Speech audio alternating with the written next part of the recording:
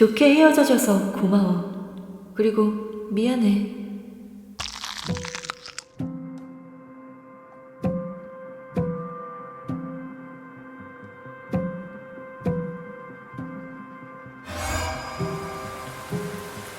내리는 빗소리가 제법 컸다. 집안에서 무슨 일을 벌여도 밖은 물론 옆집에도 들리지 않으리라. 그러한 생각이 들자마자 나는 천천히 자리에서 일어났다. 그리고는 생각했다. 바로 오늘이라고. 예전에는 편의점에서도 쉽게 구입할 수 있었던 번개탄이 요즘에는 아예 판매하지 않거나 진열대에서 치워놓는 경우가 많았다. 인터넷으로 주문해 놓긴 했지만 지금처럼 비가 많이 쏟아지는 날 제 시간에 배송될 리 없었다. 이렇게 된 이상 파는 곳을 직접 찾아보는 수밖에. 사정없이 떨어지는 빗소리를 들으며 걸음을 옮겼다. 주변의 소리마저 다 삼켜버리는 둔탁한 소리에 마음이 점점 조급해져만 갔다. 굳게 먹었던 마음이 다시금 약해져 흐지부지 될까봐 두려웠다. 다급히 걸어간 마트의 문은 이미 닫힌 상태였다. 황급히 핸드폰을 꺼내 시간을 확인했다. 밤 12시에 가까운 시간이었다. 빗줄기는 잦아들 기미 없이 더욱 세게 퍼붓고 있었고 그 덕분에 옷이며 신발 모두 축축하게 젖어버렸다. 저절로 어깨가 움츠러드는 눅눅하고 습한 기운에 시간도 확인하지 않고 나와버린 스스로에 대한 한심함이 얹어졌다. 이 시간에 갈 수 있는 곳이라고는 편의점뿐이 없었다. 원하는 물건이 없을 게 확실한 곳을 향해 걸음을 옮겨야만 하는 이 상황이 전혀 달갑지 않았다. 집으로 가는 길 쪽에 위치해 있는 편의점은 총 3곳. 모두 들러 찾아보는 수밖에. 아무도 올 사람 없을 것이라 마음 놓고 있던 직원에게 바닥에 빗물을 뚝뚝 흘리고 돌아다닌 나는 불청객이나 다름없었다. 곱지 않은 시선을 느끼며 찬찬히 진열대를 살펴보았다. 동그란 물체라고는 청테이프뿐 보이지 않았다. 직원에게 물어보려 고개를 들자 신경질적으로 바닥을 닦고 있는 그의 모습이 보였다. 나는 입술을 깨물었다. 마치 벌레를 치우는 듯 짜증과 경멸이 뒤섞인 그 모습에 속에서는 불쾌감이 일었다. 나는 보란듯이 매장 한 바퀴를 구석구석 돌아 물바다로 만든 뒤 아무것도 사지 않은 채 첫 번째 편의점을 나섰다. 다음 편의점은 직원이 잠시 자리를 비웠는지 문이 잠겨 있었다. 그를 기다릴 겸 나는 편의점 천막 아래 서 있었다. 올려다본 밤하늘은 가늠조차 할 수 없을 만큼 캄캄해서 난데없이 떨어지는 굵은 빗방울이 현실감 없게 느껴졌다. 마치 그때처럼. 그녀가 바람 피우는 현장을 의도치 않게 보게 됐을 때 늘 남사친이라 우겨댔던 남자와 한 침대에 누워있는 것을 발견했을 때 당장 달려들어 악다구니를 칠 수 있을 줄 알았는데 내가 했던 것은 그저 바닥에 힘없이 주저앉는 것뿐이었다. 결혼식 날짜까지 잡아놓은 상태에서 늘 사위라고 부르며 나를 흡족하게 바라보던 그녀의 부모님은 나의 말을 믿지 않았다.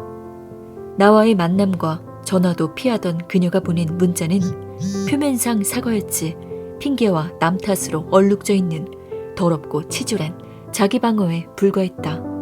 그렇게 파혼의 원인이 나에게도 있다는 것으로 이야기가 끝나버렸고 끓어오르는 분노를 꾸역꾸역 삼키며 억지로 받아들이는 수밖에 없었다. 좋게 헤어져줘서 고마워.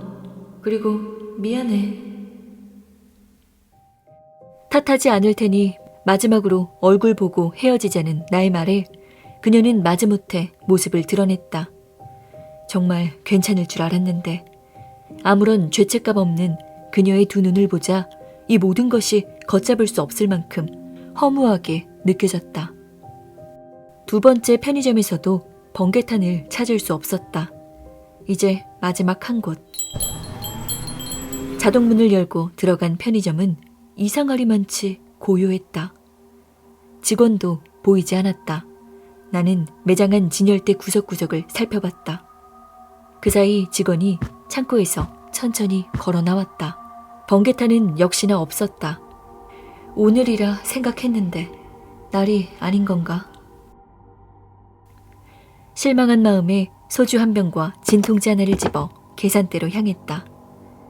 나를 바라보지 않은 채 시선을 내리깔고 있는 직원의 낯빛이 좋지 않았다. 잔뜩 긴장한 듯 힘주고 있는 어깨를 바라보며 혹시나 하는 심정으로 물었다. 번개탄은 없습니까? 거기 없으면 없어요. 질문이 끝남과 동시에 툭 내뱉는 퉁명스러운 말에 다시금 직원의 얼굴을 바라보았다. 직원은 겁에 질려 있었다. 나를 괴한으로 오해하는 것 같아 당황스러웠다.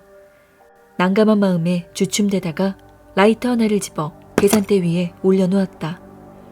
직원은 나와 얼굴을 마주치지 않으려 애쓰면서 물건들을 계산해 주었다.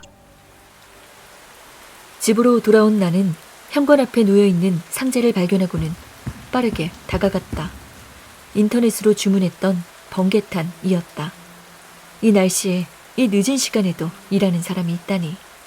이름 모를 그에게 감사하는 마음과 그토록 찾아 헤매던 물건이 막상 눈앞에 나타나자 생겨난 망설임이 뒤섞였다. 어쨌거나 오늘, 바로 오늘이라는 내 생각은 틀리지 않았다. 푹 젖은 옷을 벗고 수건으로 물기를 닦은 뒤 나는 옷을 갈아입었다. 그리고 번개탄과 라이터, 청테이프를 들고 화장실 안으로 들어갔다. 주저하는 마음을 다잡으려 거울을 한번 바라보았다. 거울에 비친 나의 퀭한 눈이 정말 이 방법뿐이냐고 묻는 것만 같았다. 나는 대답 대신 욕조 위에 덮어놓았던 이불을 걷었다. 입에서부터 목까지 두 팔과 허리가 종아리부터 발까지 청테이프로 칭칭 감겨진 채 누워있는 그녀의 모습이 보였다. 죄책감 없이 평온했던 그녀의 눈에는 공포가 흘러 넘칠 만큼 가득 고여 있었다. 나는 천천히 번개탄에 불을 붙였다. 남은 힘을 짜내듯 힘겹게 몸을 움직여 욕조를 치던 그녀는 막힌 입으로 알 수 없는 소리를 냈으나 그것이 무엇을 의미하든지 간에 나는 전혀 궁금하지 않았다. 연기가 피어오르는 번개탄을 그녀와 함께 놓아두고 화장실 밖으로 나왔다. 그리고는 이불과 청테이프로 문틈을 꼼꼼하게 막았다. 안에서 미세하게 쿵쿵 거리는 소리가 났다. 하지만 걱정하지 않았다. 빗소리가 이 모든 걸 덮어줄 테니까. 진통제 몇 알을 소주와 함께 먹은 뒤 소파에 누웠다. 몽롱한 가운데 그녀와 행복했었던 날들이 몇몇 스쳐 지나갔다. 이제는 허무하기만 한 쓸데없는 기억들. 이렇게 끝이 나는구나. 순간 아득해져가는 의식을 쿵쿵거리는 소리가 잡아 끌었다. 저리도 살고 싶을까? 나는 그녀를 비웃었다. 또다시 쿵쿵. 무언가 이상하다고 느낀 나는 살며시 고개를 들어 소리에 귀를 기울였다. 쿵쿵거리는 소리는 화장실에서 들려오는 것이 아니었다. 소리의 근원지는 위층이었다.